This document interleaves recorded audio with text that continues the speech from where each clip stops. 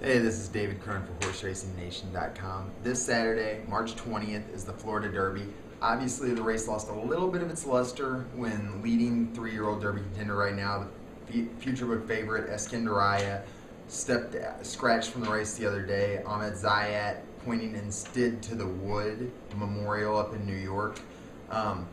So this race, it's still a really good field. Rule and Radiohead kind of stand out above the rest.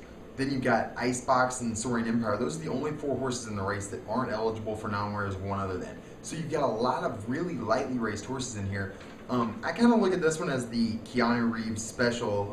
It had First Dude and Game On Dude, which had me thinking Keanu.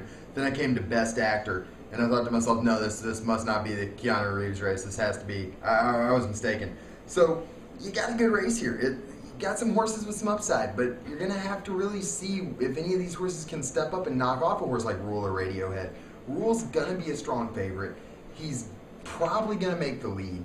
It's going to come down to if anything else tries to go with him.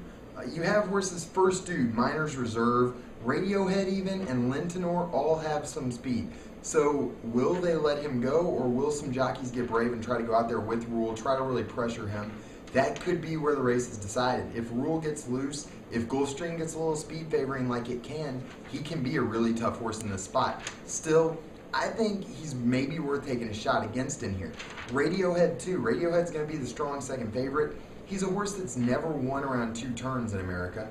He ran okay in the Breeders' Cup Juvenile, but he came back out of that race, won the allowance race at Gulfstream. Yes, he was impressive. It was a pretty quick race, but he set right with the pace. They went 47-4 for the opening half, which is pretty slow for a mile at Gulfstream around 1 turn. So I'm not going to take him. I don't think either of those horses deserve the short prices they're going to be. Rule, yes, he's a good-looking horse.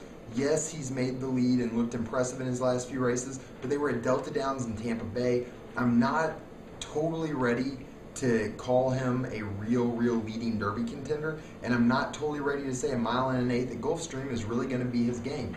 So that leaves you looking at some other horses. I'm going to take a stand against the Fountain of Youth also rans. Pulsion, Pleasant Prince, Icebox, I don't think any of them are fast enough. I don't think any of them have the upside to beat these horses. I don't really want to take a shot with Miners Reserve. I think he needs the front, and he's probably going to be third choice. I'm going to go a little bit more exotic. Lentinor is going to take too much money just because his brother's Barbaro. He's the most overrated one other than horse in America right now. He's never run on dirt. You could take a shot with him, but if his brother wasn't Barbaro, you'd be looking at 10 or 12 to 1. With his brother being Barbaro, you're probably going to be lucky to get more than 5 to 1. So to me, he looks like he's probably going to be an underleg. The horses I really came down to were Soaring Empire and Game On Dude. Both of these horses are lightly raced. Both of them have never gone 2 turns. So neither one of them feels like a real slam dunk play to me.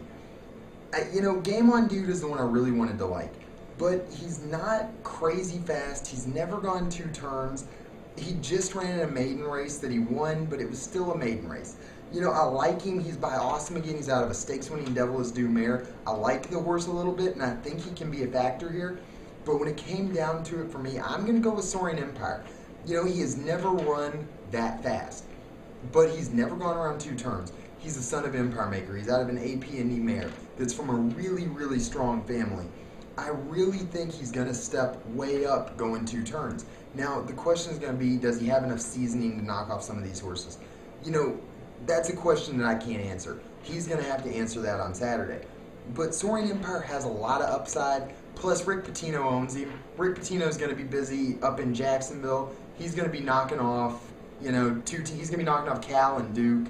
So Rick Pitino is going to have a great weekend this weekend. Louisville's going to keep winning. And I think, Soaring Empire is going to run a big race for him in the Florida Derby. It's going to be a big race. It's a really good Derby prep. So good luck, and I hope y'all enjoy it.